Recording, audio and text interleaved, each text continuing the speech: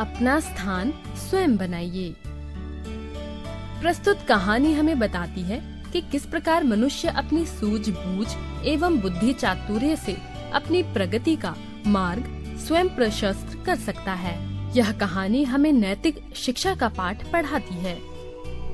राजा ने एक दिन अपने मंत्री से कहा, मुझे अपने लिए एक आदमी की जरूरत है। कोई तुम्हारी निगाह में चढ़े तो लाना, पर इतना ध्यान रखना कि आदमी अच्छा हो। बहुत दिनों की जांच पड़ताल के बाद मंत्री को एक आदमी जचा। उसने उसकी नौकरी छुड़ा दी और उन्नति का आश्वासन देकर राजा के सामने पेश किया। बहुत देर तक तो राजा को अपनी बात ही याद न आई। बाद में बोले, हाँ, उस समय शायद कोई बात मन में थी, पर अब तो कोई बात नहीं है।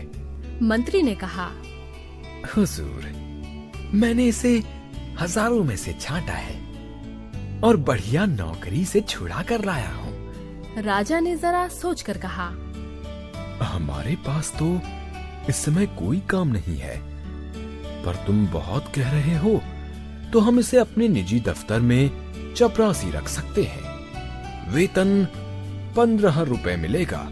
मंत्री को बुरा लगा, पर उस युवक ने कहा, मेरे लिए सबसे बड़ा वेतन ये है कि मुझे अपने राजा की सेवा करने का मौका मिलेगा। यह कहकर वह तैयार हो गया। मंत्री जब उसे दफ्तर में छोड़ने गया तो वहाँ धूल थी, क्योंकि राजा वहाँ न कभी जाते थे और न काम करते थे। यह देखकर मंत्री दुखी हुआ, परंतु वह युवक इतना होने पर भी खुश था। उसने अच्छा स्थान दिलाने के लिए मंत्री के प्रति कृतज्ञता प्रकट की। उसने लगातार कई दिनों तक उस दफ्तर को साफ किया और उसे शाही दफ्तर का रूप दिया। उस दफ्तर में एक छोटी सी कोठरी थी। युवक ने उसकी जांच पड़ताल की तो पता चला कि पिछले सालों में बादशाह के पास जो निजी पत्र आए थे, उनके लिफाफों का ढेर उस कोठरी में था। उनमें से बहुत से लिफाफों पर सोने की पच्चीकारी थी और रत्न जड़े थे। ये वे लिफाफे थे जो विवाह आदि के शुभ अवसरों पर दूसरे राजाओं और अमीर उमरावों के यहाँ से आए थे। युवक ने कारीगर लाकर सब कीमती सामान लिफाफों पर से उतरवा लिया और बाजार में बेच दिया। इससे कई हजार रुपए मिले। उनमें से कुछ रुपए तो उनके दफ्तर में बढ़िया फर्नीचर और चित्र आदि लगाने में खर्च किए और बाकी सरकारी खजाने में जमा कर दिए। जहाँ वह सामान बिका, उसने उसकी भी रसीद रख ली। जहाँ से वह सामान खरीदा गया, उसकी भी। दफ्तर सचमुच शाही दफ्तर हो गया। चुगलखोरों ने राजा से उसकी शिकायत की कि वह रुपया लुटा रहा है। एक दिन राजा गुस्से में भरे दफ्तर गए तो दफ्तर देखकर दंग रह गए। फिर भी उन्होंने तेज आवाज में पूछा, तुमने ये सजावट किसके रुपए से की? दफ्तर के रुपए से हुजूर।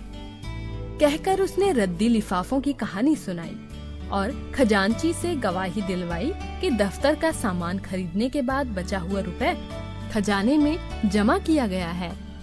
राजा रीझ गए और उस युवक को उन्होंने अपने राज्य का वित्त मंत्री बना दिया। दूसरे मंत्री इससे परेशान हुए, क्योंकि वह न बेईमानी करता था, न करने देता था, न लापरवाही करता था, न करने देता था। इसके बाद से तो जो भी मंत्री राजा के पास जाता, किसी न किसी बहाने उस युवक की शिकायत करता, जिससे कि वह राजा की नजरों में गिर जाए।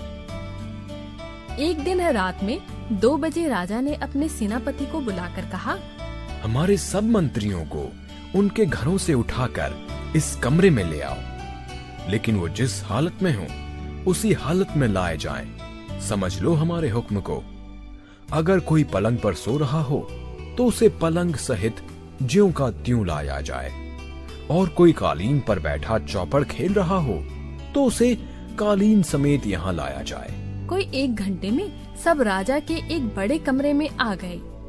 8 में से 7 मंत्री नशे में थे। उनमें से कुछ जुआ खेल रहे थे। वित्त मंत्री जी बनियान पहने एक चौकी पर बैठे दिए की रोशनी में कोई कागज देख रहे थे। सब मंत्री बहुत लज्जित हुए।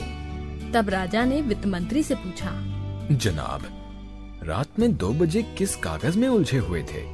उसने उत्तर दिया, हुजूर, दूर के इलाके से इस साल का जो राज कर आया है उसमें पिछले साल से 1 पैसा कम है, तो बार बार देख रहा था कि जोड़ में भूल है या सचमुच पैसा कम है। राजा ने अपनी जेब से 1 पैसा फेंककर कहा, लो, अब हिसाब ठीक कर दो और जाओ आराम करो। वित्त मंत्री ने नम्रता के साथ पैसा वापस करते हुए कहा, हुजूर, पैसा तो मैं भी डाल सकता था, पर यदि पैसा कम है और उसके लिए पूछताछ न हुई तो इससे अफसरों में ढील और बेईमानी पैदा होगी। राजा बहुत खुश हुए और उन्होंने इस युवक को अपना प्रधानमंत्री बना लिया।